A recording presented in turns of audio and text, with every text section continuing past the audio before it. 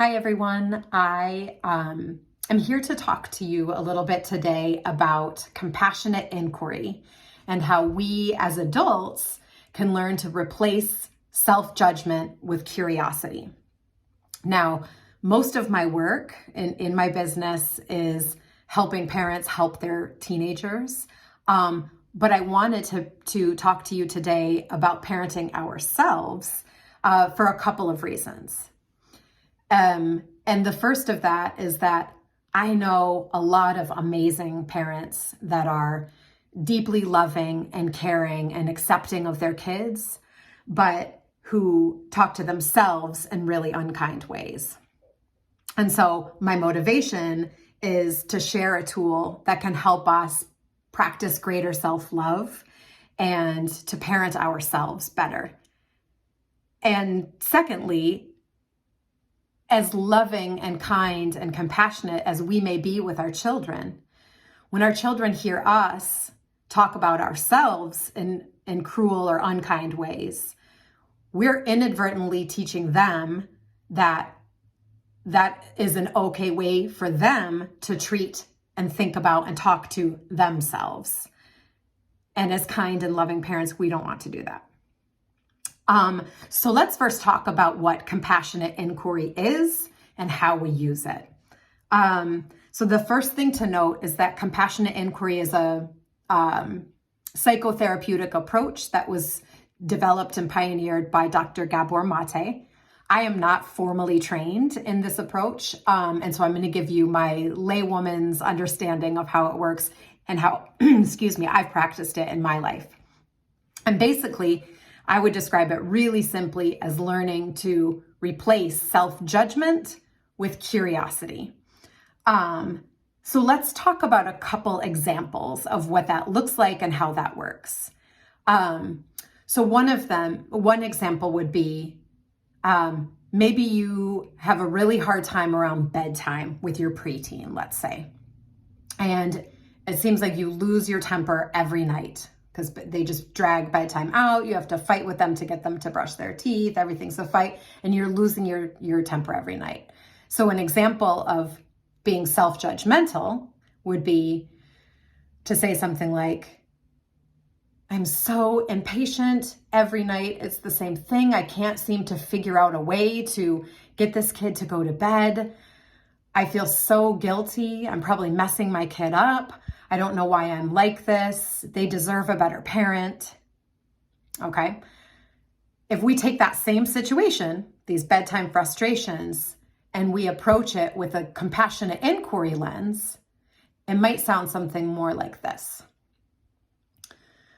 Bedtimes have been really frustrating. I'd like to think a little more about what is my trigger and what it is that's making me, yell at my kids. What is it that's triggering me when I'm getting to that point where I yell at them? And what are things that I could do to change my reaction to that trigger, right? So once I'm aware of that trigger, how can I change my reaction to it? And also, what unmet needs might my child be expressing around bedtime that we can explore together and maybe find other ways of meeting so that bedtime isn't a big battle. Okay, so that's one example.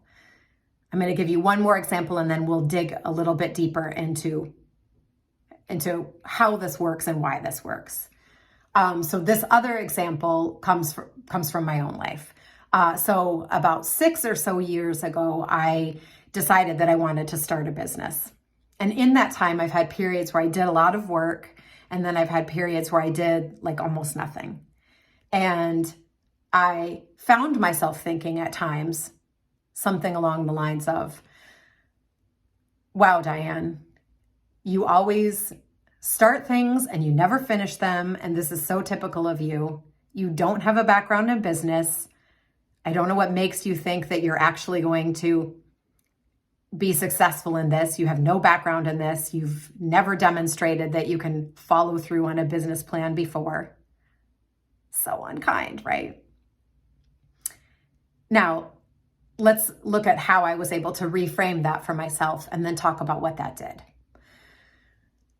So I was able to reframe that for myself by thinking, okay, I know that it's really important to me to build a business.